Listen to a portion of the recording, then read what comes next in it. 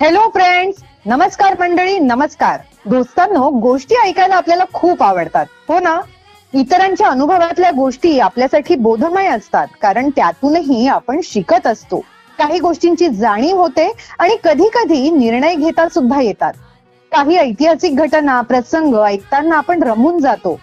बघा, आजही राज्याभिषेक सोहळ्याचं वर्णन ऐकताना, क्षणचित्र पाहताना आपण भारावून जातो. केव्हाही आणि कितीही वेळा ऐकलं तरी ते क्षण आपल्याला प्रेरणादायी वाटतात, शिवाय अंगावरती रोमांच उभे राहतात. चला तर मग अशाच प्रेरणादायी विषयांचा आज जरा अभ्यास करूयात, आणि त्यासाठीच तर मी आरजे रेश्मा आणि मधुलिका आलोय आपल्या शाळेत, बाहेरच्या शाळेत.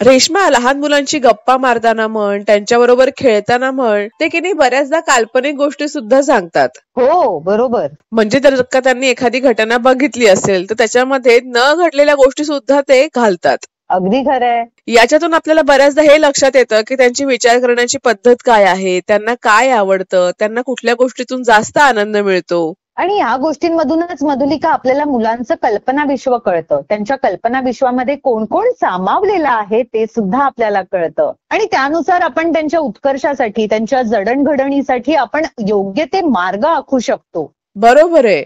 पण कसं आहे, ही मुलं लहान आहेत, त्यांना असं काही आपण समजावलं तर त्यांना खूप ते जड वाटू शकतं किंवा ते पटकन कळणार नाही. ह्या सगळ्या गोष्टी सांगायच्या असतील तर गोष्ट, कविता, गाणी यासारखं उत्तम माध्यम नाही. करेक्ट. आणि हीच गोष्ट लक्षात ठेवून आपण आपल्या बालवर्गातल्या मुलांना गोष्टीचा अभ्यास आज दिलेला आहे. त्यांना आपण सांगितलंय की तुम्हाला आवडणारी एखादी छानशी गोष्ट घरच्यांना सांगा, आणि मुलांनी घरच्यांना खूप छान छान गोष्टी सांगितलेल्या आहेत. त्यामुळे रिवॉर्ड म्हणून या अभ्यासासोबत आपण त्यांना एक छानशी गोष्ट ऐकवायची का? नक्कीच ऐकूयात. आणि गोष्ट सुद्धा तशीच खास आहे बरं का. म्हणजे शाळेत जाताना ही मुलं मित्रमैत्रिणींच्या सोबत जातात, खूप वेळ शाळेत एकत्र घालवतात, त्यांच्या घराच्या आजूबाजूला सुद्धा त्यांचे खूप मित्रमैत्रिणी असतात, पण त्याच्यातली एक मैत्रीण किंवा एक मित्र खूप जवळचा असतो. वा, म्हणजे आपल्याला आता जवळच्या मैत्रिणीची गोष्ट ऐकायची आहे तर. अर्थात. चला मग ऐकूयात.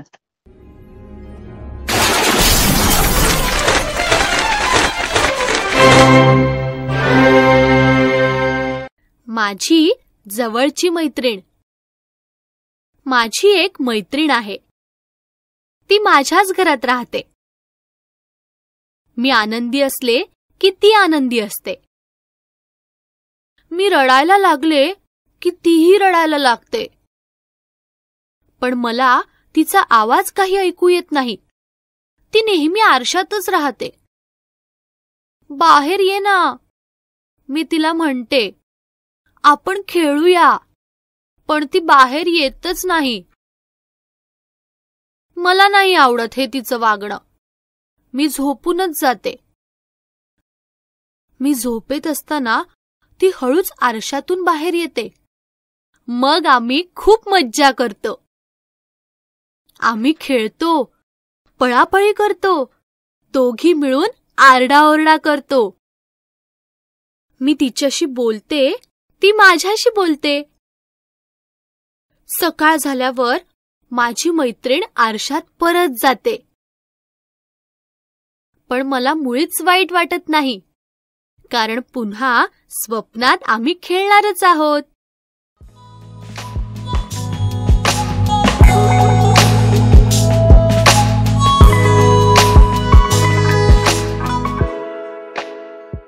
रेश्मा, पण मुलांना गोष्ट सांगायला सांगितली ना की बऱ्याचदा ते की नाही त्यांना येत असणारी गोष्ट अगदी धारधार धारधार तरी बोलून दाखवतात, किंवा एखादी स्वरचित गोष्ट एखाद्या घटनेशी धरून ते गुंफत जातात.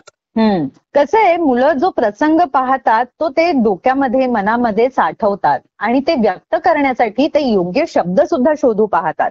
आणि योग्य शब्द मिळाले की आपल्याला त्या प्रसंगाचं वर्णन करणं खूप सोपं जातं. अगदी बरोबर. पण जर हे वर्णन योग्य शब्दात करता यावं असं जर आपल्याला वाटत असेल तर त्यासाठी मात्र मुलांची शब्दसंपदा वाढवायला हवी, मुलांचं वाचन वाढवायला हवं, मुलांची की नाही वेगवेगळ्या विषयांची ओळख देखील करून देता यायला हवी. अगदी खरंय. म्हणजे बघ, वास्तवात घडणारे काही प्रसंग असतात ते ही मुलं खूप छान पद्धतीने सादर तर करतात, पण हेच जर काही इतिहासाच्या कालखंडातल्या काही गोष्टी असतील, काही वर्णनं सांगायची असतील, काही प्रसंग असतील, तर ते मात्र सांगताना आपल्याला त्याचा पूर्ण अभ्यास करावा लागतो. म्हणजे आजच बघ, आपण 3री ते 5वीच्या विद्यार्थ्यांना शिवरायांच्या राज्याभिषेक सोहळ्याचं वर्णन करायला सांगितलेलं आहे त्यांच्या शब्दामध्ये, आणि मुलांनी ते वर्णन खूप छान पद्धतीने केलेलं आहे.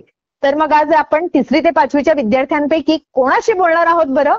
आज आपण बोलणार आहोत मंथन राऊत या जिल्हा परिषद प्राथमिक शाळा आंबेवाडी इयत्ता 4थी मध्ये शिकणाऱ्या विद्यार्थ्यासोबत, जो तालुका राजापूर जिल्हा रत्नागिरी इथे राहतो. त्याच्यासोबतच त्याची आई साक्षी राऊत यांच्याशी सुद्धा आपण बोलणार आहोत. ओके, बोलूयात मग आता आपण मंथन सोबत. नमस्कार साक्षीताई. नमस्कार. शाळेबाहेरच्या शाळेमध्ये तुमचं मनापासून स्वागत आहे. कशा आहात आपण? मी मस्त मजेत. आणि कसा सुरू आहे मंथनचा अभ्यास? चांगला चालू आहे. मंथनचा अभ्यास घरी कोण कोण घेतं बरं? तिची मोठी बहीण आहे त्याची, हा, ती घेते. आणि दोघी बहिणी त्याच्या मोठ्या आहेत ना, हा, त्या घेतात, त्यांच्याबरोबर बसतो तो. मग ते तिघही जण अभ्यास करताना खूप दंगामस्ती करतात की शांतपणे अभ्यास करतात? नाही, काही वेळा मस्ती करतात, काही वेळा शांत करतात. मग तुम्हाला तिघांना सतत ओरडावं लागतं का की नाही? नाही. बरं.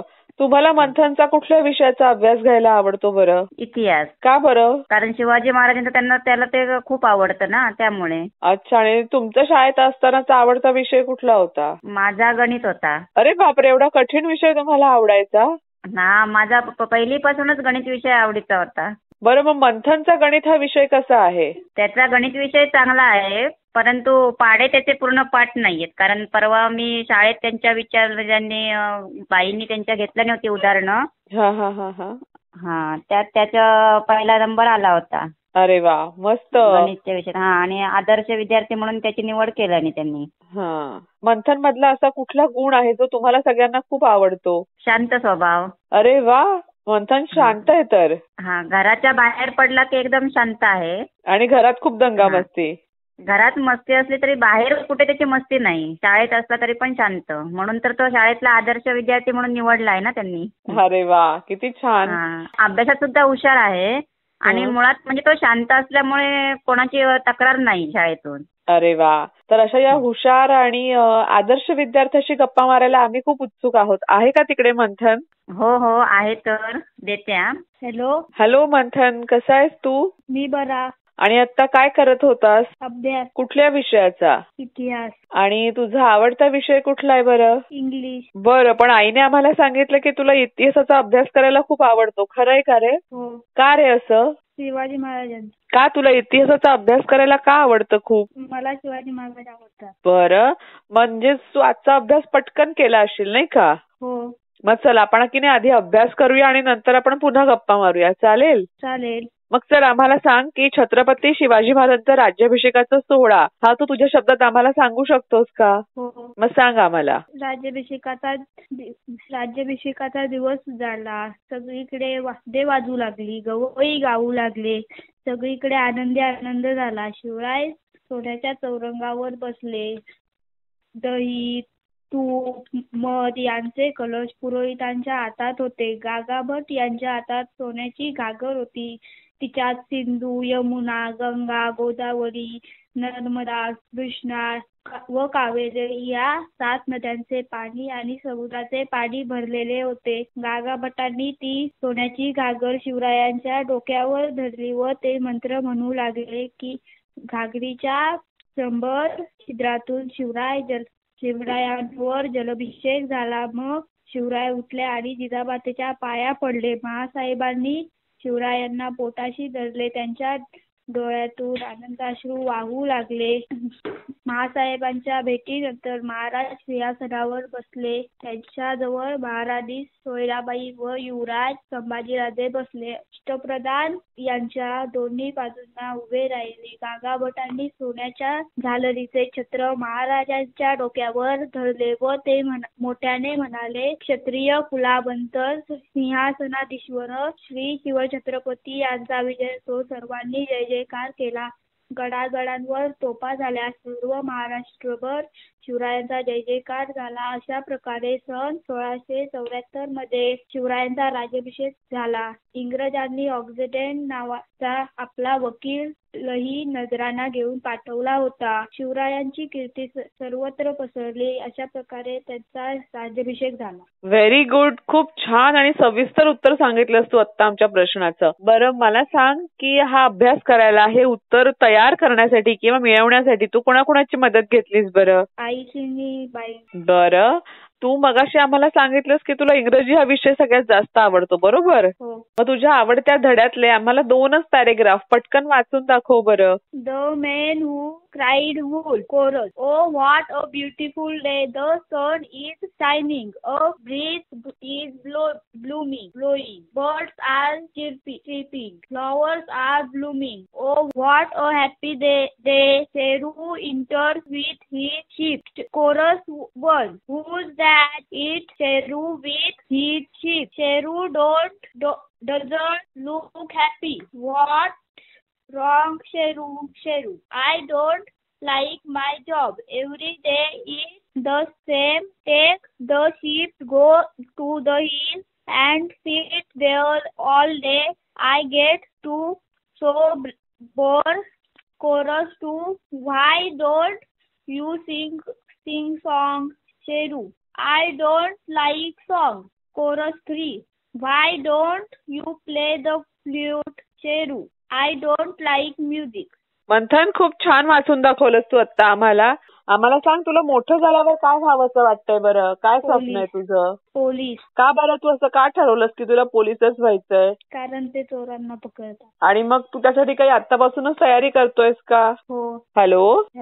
हा, मी विचारलं तू आत्तापासूनच त्यासाठी काही तयारी करतोयस का? हो. काय काय तयारी करतोयस तू? सकाळी उठून व्यायाम करतो. शाबास. मंथन, तुझ्याशी आणि तुझ्या आईशी गप्पा मारून आम्हाला खूप मजा आली. असाच छान अभ्यास करत राहा. तुझ्या पुढच्या वाटचालीसाठी खूप खूप शुभेच्छा. All the best. धन्यवाद. You are welcome. Bye bye. Bye bye.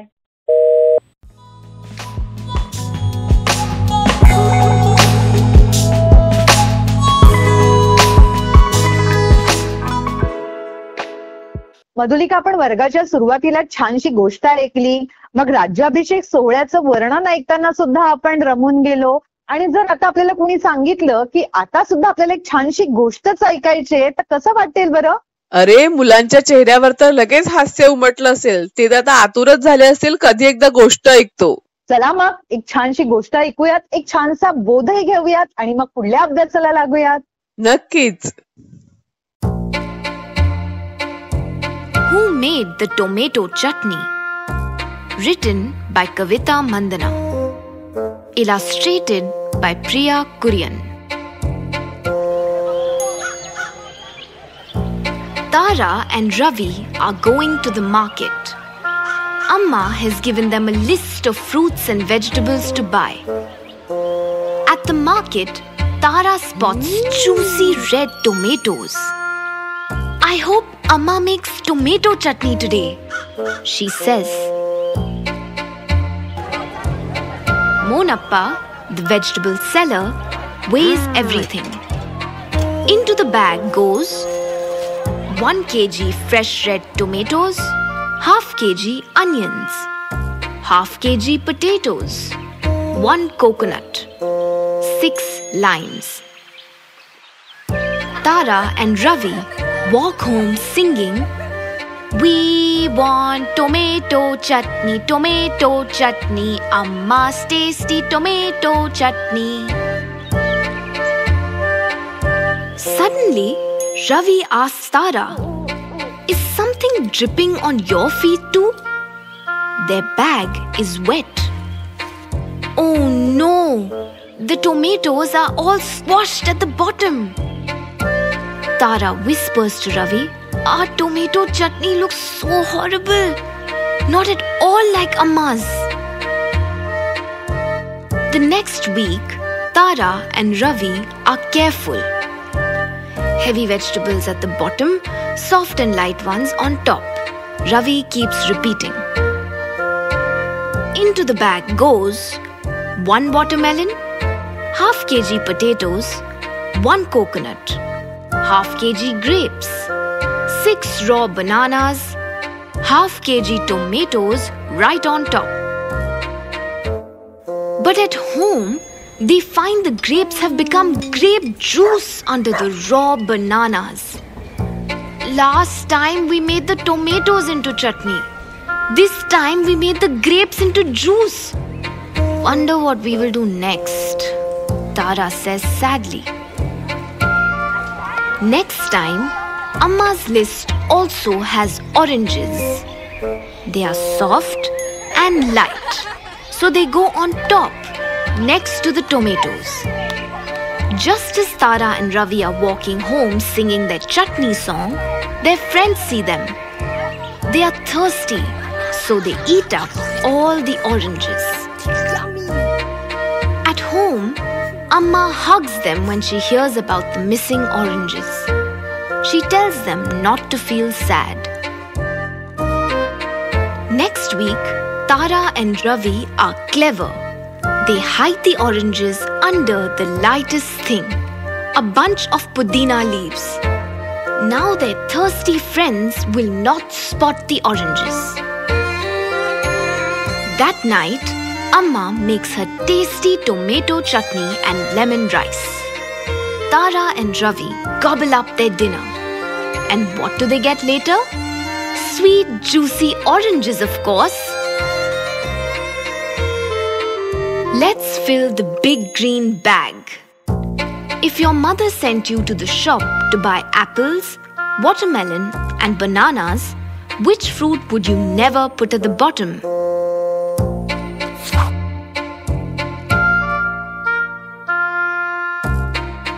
Your shopping bag has half kg sugar, half kg tea and 2 packets of biscuits. Which one goes on top?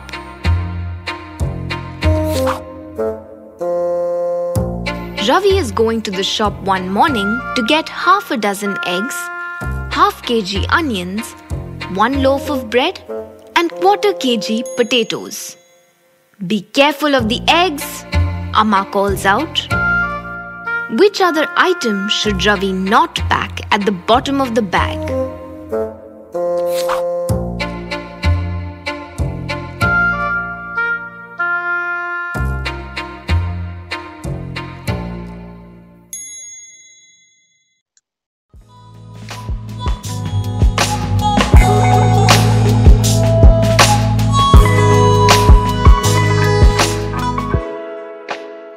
बघ मधुलिका, आपण गोष्ट ऐकतो, एखादा छानसा बोध घेतो, इतिहासकालीन कालखंडात जातो, तिथूनही आपण काहीतरी छानसा बोध घेतो आणि एखादी छानशी कविता ऐकतो, तेव्हा सुद्धा आपल्याला त्यातनं एखादा मर्म मिळतो. म्हणजे बघ, कविता असो किंवा गोष्ट, यांच्या माध्यमातून आपल्याला एक निखळ आनंद तर मिळतोच, पण जगण्यासाठी एक नवा दृष्टिकोन सुद्धा मिळत असतो.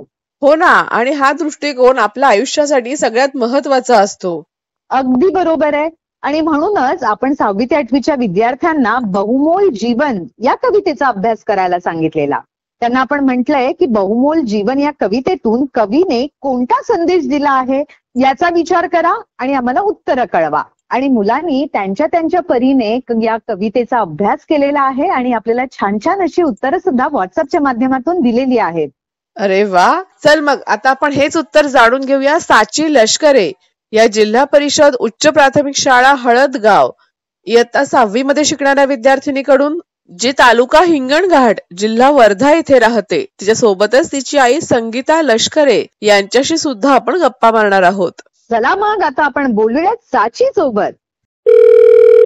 नमस्कार संगीताताई. नमस्कार. शाळेबाहेरच्या शाळेमध्ये तुमचं मनापासून स्वागत आहे. कशा आहात आपण? ठीक आहे, मजेत आहे. अरे वा, आणि कसा सुरू आहे साचीचा अभ्यास? एक नंबर.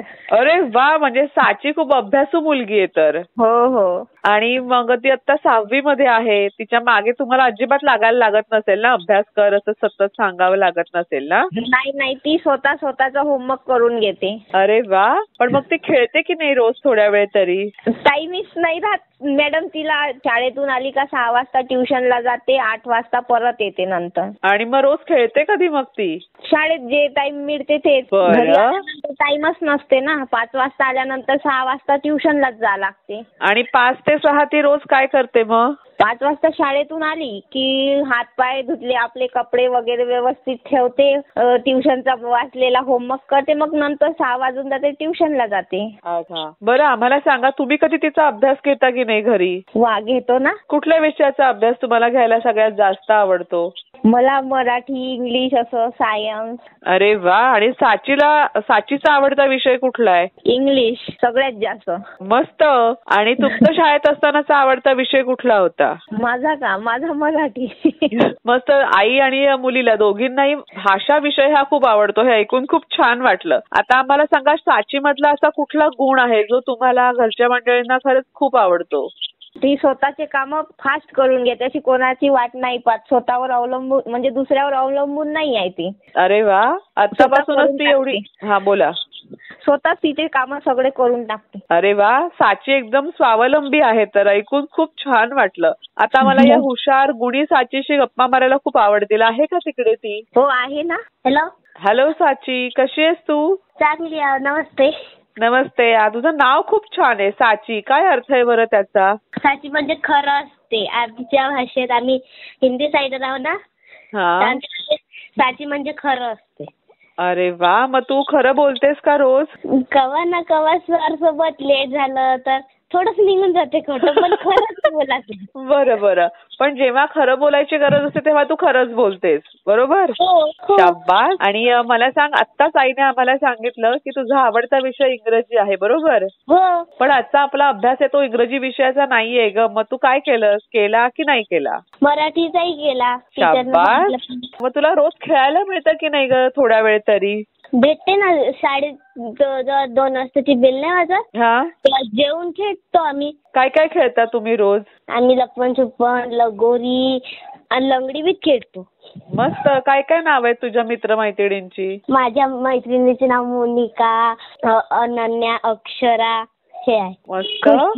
त्रिशाली. Very good. चल मग आता आपण थोडा अभ्यास करायचा का? हो. मग सांग बरं आम्हाला, बहुमोल जीवन या कवितेतून कवीने कुठला संदेश दिलाय बरं? आणि त्याआधी मला सांग, या कवितेचे कवी कोण आहेत? या कवीचे नाव रमण रणदिवे आहे. Very good. आता या आम्हाला कवितेचा अर्थ सांग बघू, काय आहे तो? या कवितेचा हा अर्थ आहे की आपल्या समोर कितीही कठीण परिस्थिती असली का आपल्याला त्याचा दटून सामना करायला पाहिजे. बाकी आम्हाला या कवितेचा अर्थ सांग बरं तुझ्या शब्दात. माणसासारखे काही जीवनात या घडते का? म्हणजे माणसासारखं आपल्या सोबत जे घडते ते अजून कोणासोबत घडते का, हे ह्या कवितेत पहिल्या ओळीत सांगितलं. फुले जे असते ते निखळून पडते तसे झाड झडते का, असे याचा अर्थ आहे की फुले जसे निखळून पडते तसे झाड झडते का, असं. अजून काय काय बरं कवीला सांगायचं आहे या कवितेमधून?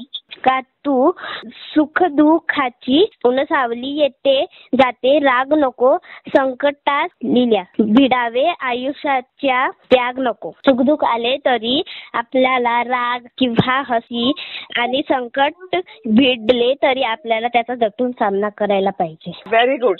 साची, तू आमच्या प्रश्नाचं उत्तर खूप छान दिलं. साची, तुझा आवडता विषय इंग्रजी आहे बरोबर? हो. मग तुझ्या आवडत्या धड्यातले आम्हाला 2च पॅरेग्राफ पटकन वाचून दाखव बरं. हा नाही का, इको फ्रेंडली सेलिब्रेशन ह्या पाठातले मी 2 पॅरेग्राफ वाचून दाखवते.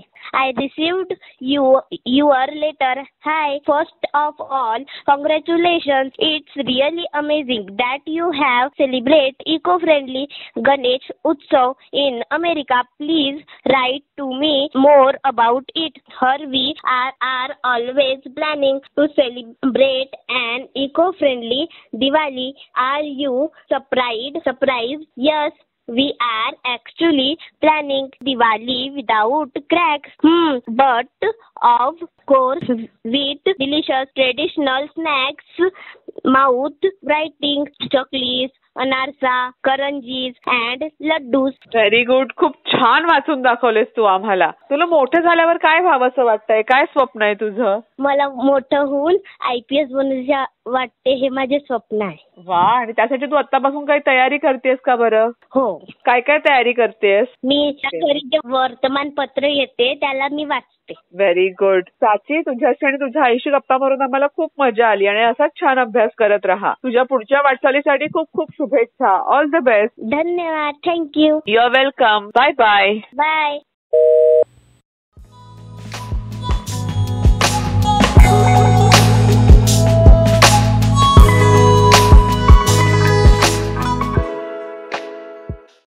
लहान मुलांना ऋतुमानामध्ये बदल झाले ना की एखाद्या वेळेला ताप येतो, सर्दी खोकला होतो.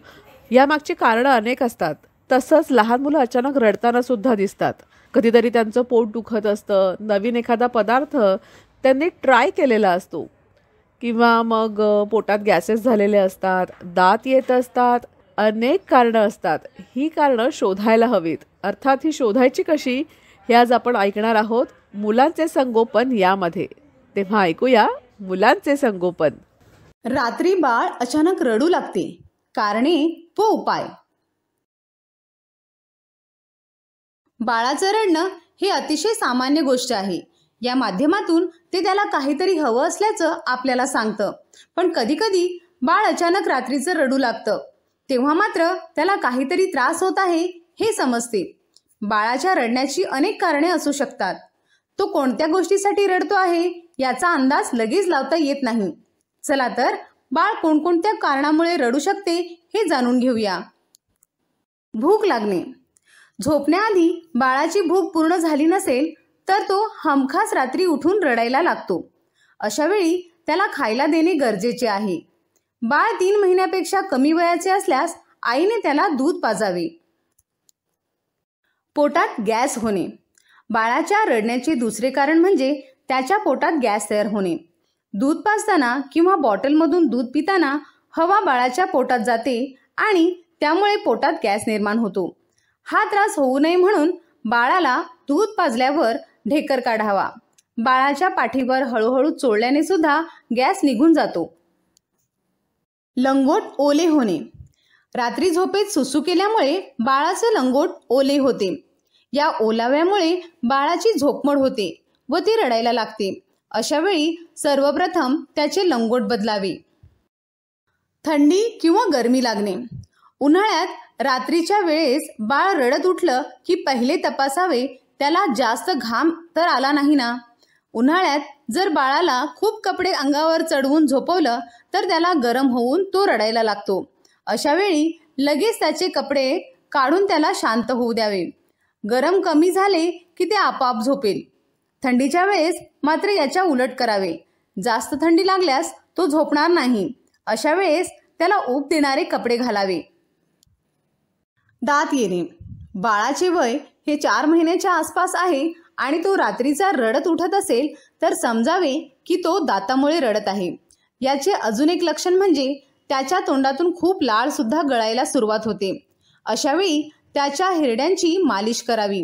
हिरड्यांची जळजळ कमी करण्यासाठी त्याच्या हातात थंड केलेली खेळणी द्यावीत. खेळणी चावण्याचा प्रयत्न करेल आणि त्याच्या हिरड्यांना आराम मिळेल. तर ही होती माहिती रात्री बाळ अचानक का रडते याची कारणे आणि उपाय याबद्दलची. आशा आहे की या व्हिडिओतून मिळालेली माहिती तुम्हाला आवडली असेल. तसेच व्हिडिओमध्ये सांगितलेली माहिती तुम्ही समजून घेतली असेल. असेच नवनवीन महत्त्वाचे व्हिडिओ घेऊन आपण पुन्हा भेटणार आहोत. तोपर्यंत तुमच्या मुलांची काळजी घ्या. नमस्कार.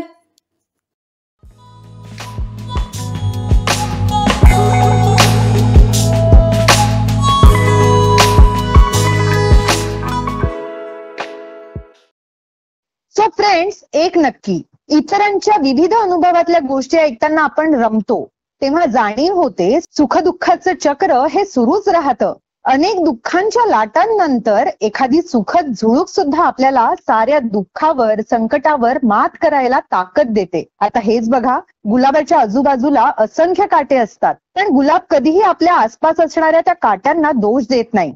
दोष देण्यापेक्षा ते क्षण आपल्याला काहीतरी शिकवत आहेत याकडे लक्ष द्या. म्हणजे कोणताही संघर्षमय क्षण तुम्हाला दुःख न वाटता एक नवी संधी वाटेल. म्हणूनच तर आपलं जीवन बहुमोल आहे. भेटूया आता पुढल्या भागात. Bye bye. Bye bye.